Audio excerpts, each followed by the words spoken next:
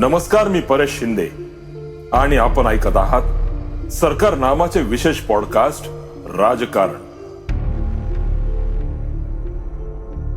कळंबच्या 2 वेळा आमदार व 1 वेळा धाराशिवच्या खासदार राहिलेल्या कल्पना नरहिरे यांनी त्यांच्या कामातून कमावलेली पाणीवाली बाई ही उपाधी मात्र कोणीच विसरू शकणार नाही. त्यांच्याबद्दल या निमित्ताने थोडेसे.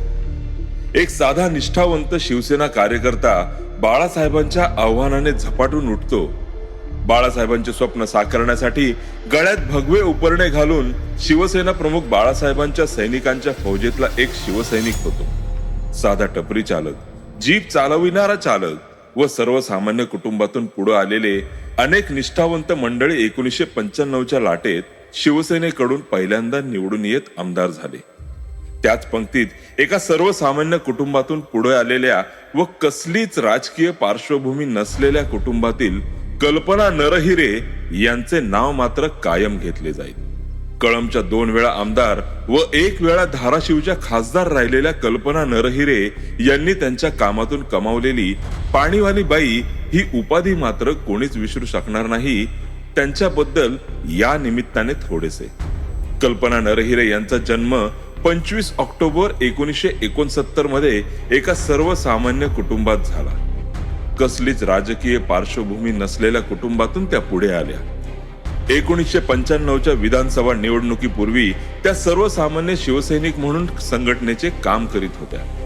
मात्र 1995च्या निवडणुकीत त्यांच्या ध्यानीमनी नसताना शिवसेनेने त्यांना कळंब राखीव मतदारसंघातून संधी दिली आणि त्यांनी या मिळालेल्या संधीचे सोने करताना मराठवाड्यातून पहिल्यांदा निवडून आलेल्या आमदार ठरल्या. शिवसेनेच्या तिकिटावर कळंबच्या 2 वेळा आमदार व 1 वेळा धाराशिवच्या खासदार झालेल्या कल्पना नरहिरे यांचा राजकीय प्रवास रंजक असाच आहे. राजकीय पार्श्वभूमी नसतानाही त्यांना शिवसेनेने 1995 मध्ये पहिल्यांदा विधानसभेची उमेदवारी दिली. विशेष म्हणजे त्या पहिल्याच निवडणुकीत कळंब वाशी विधानसभा मतदारसंघातून शिवसेनेच्या मराठवाड्यातील पहिल्या आमदार झाल्या. 1995 मध्ये कळंब विधानसभा मतदारसंघ अनुसूचित जाती व जमातीसाठी राखीव होता.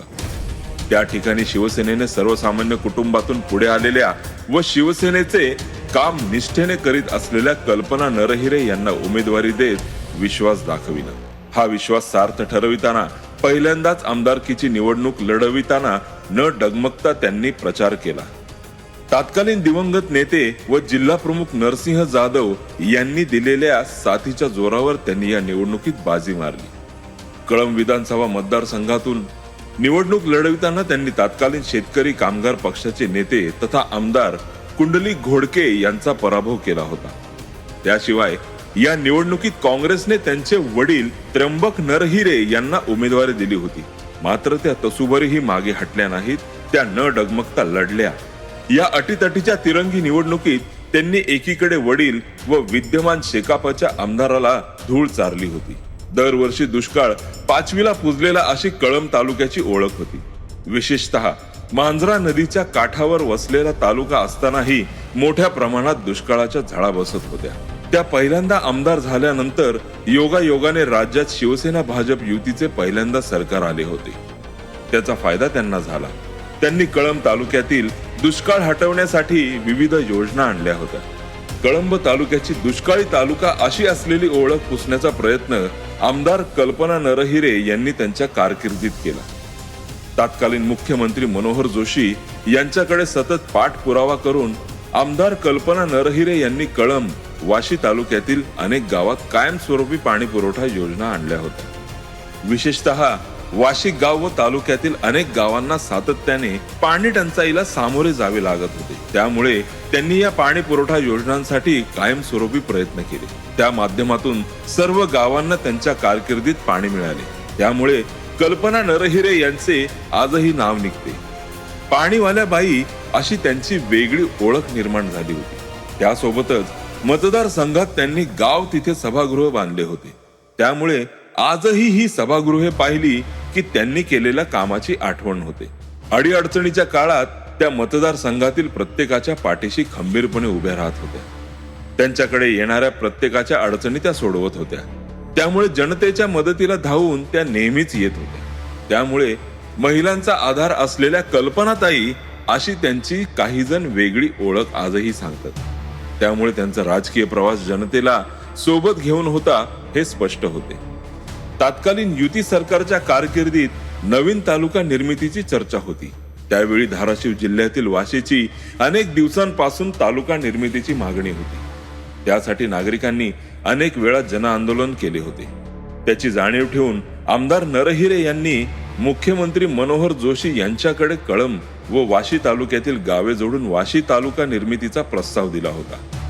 1 मे 1999 ला युती सरकारने राज्यात 28 नवीन तालुके निर्माण केले. त्यामध्ये धाराशिव जिल्ह्यातील वाशी व लोहारा तालुक्यांची निर्मिती केली होती. वाशी तालुक्याच्या निर्मितीत त्यांचा सिंहाचा वाटा होता हे विशेष.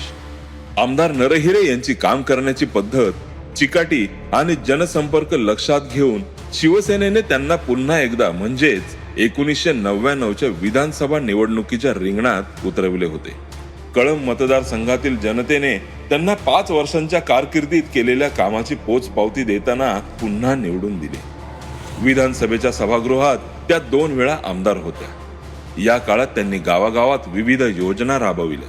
कळंब तालुक्यातील जनतेप्रमाणेच पक्षाचाही त्यांच्यावरचा विश्वास दृढ झाला. त्यांची विधानसभेच्या सभागृहात प्रश्न मांडण्याची पद्धत आणि जनतेचे प्रश्न सोडवण्यासाठी त्या कायम तत्पर असत. एक महिला लोकप्रतिनिधी असतानाही त्यांची ही धडपड वाखाणण्याजोगी होती. धाराशिव लोकसभा मतदारसंघ राखीव असल्याने या मतदारसंघातून 2004 मध्ये शिवसेनेने लोकसभेची उमेदवारी दिली. शिवसेना प्रमुख बाळासाहेब ठाकरे व पक्ष प्रमुख उद्धव ठाकरे यांनी दाखवलेला विश्वास त्यांनी सार्थ ठरविला. यावेळी कुठलीही लाट नसताना पक्षनिष्ठा आणि शिवसैनिकांचा भक्कम पाठिंबा असल्याने शिवसेनेचा बालेकिल्ला असलेला कळंब तालुक्याने त्यांना भरघोस मते दिली. त्याशिवाय संपूर्ण जिल्ह्याने त्यांच्या उमेदवारीवर शिक्कामोर्तब करीत त्यांना निवडून दिले.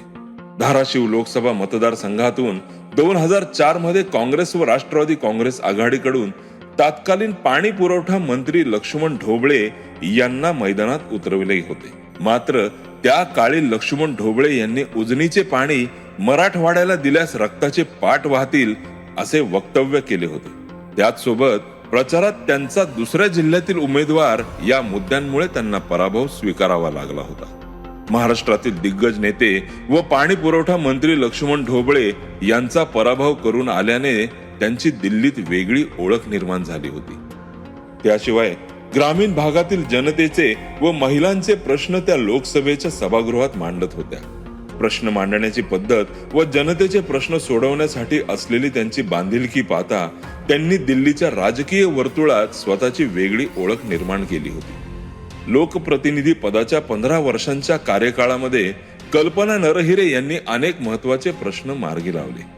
त्यात धनेगाव ते कळंब 29 कोटी रुपयांची कायमस्वरूपी पाणी पुरवठा योजना, वाशी शहरासाठी पाणी पुरवठा योजना, गाव तिथे सभागृह, कळंब तालुक्यात 6 गाव पाणी पुरवठा योजना, लाखा रोडवरील मांजरा नदीच्या पात्रावरील मोठा पूल, विविध गावातील मुख्य रस्ते यासह विविध कामे करून त्यांनी जनमानसात आपली वेगळी ओळख निर्माण केली. कल्पना नरहिरे राजकारणातून काही काळ ब्रेक घेतल्यानंतर अलिप्त झाल्या होत्या. त्यांनी मुलांच्या शिक्षणाकडे लक्ष दिले. त्यानुसार त्या 2010 नंतर मुंबई येथे मुलांच्या शिक्षणासाठी वास्तव्याला गेल्या होत्या. सध्या त्या गृहिणीच्या भूमिकेत आहेत. मुलगी नेहा मुंबई येथे इंजिनिअरिंगचे शिक्षण घेत आहे, तर मुलगा नीरज याचे इंजिनिअरिंगचे शिक्षण पूर्ण झाले आहे. मधल्या काळात खासदारकीची टर्म संपल्यानंतर त्या थोड्या राजकारणातून बाहेर पडल्या होत्या. 2010 नंतर त्या मुलांच्या उच्च शिक्षणासाठी काही काळ मुंबईत वास्तव्याला होत्या. त्यामुळे गेल्या काही दिवसांपासून वरवर त्यांचा जनतेशी संपर्क कमी दिसत होता. मात्र शिवसेनेतील संघटनात्मक दृष्ट्या त्यांचा प्रत्येकाशी संबंध राहिला. त्याप्रमाणेच त्यांचा कार्यकर्त्यांशी देखील संपर्क कायम आहे. 2014 मध्ये अचानक शिवसेना भाजपची विधानसभा निवडणुकीपूर्वी युती तुटली. त्यावेळी केज राखीव मतदारसंघातून शिवसेनेकडे लढण्यासाठी एकही उमेदवार नव्हता. 2 वेळा आमदार व 1 वेळा खासदार राहिलेल्या कल्पना नरहिरे यांनी निवडणुकीत कधीच पराभव स्वीकारला नव्हता. त्यांनी केज मतदारसंघातून अचानक विधानसभेची निवडणूक लढवली. मात्र या निवडणुकीत त्यांना पराभव स्वीकारावा लागला होता.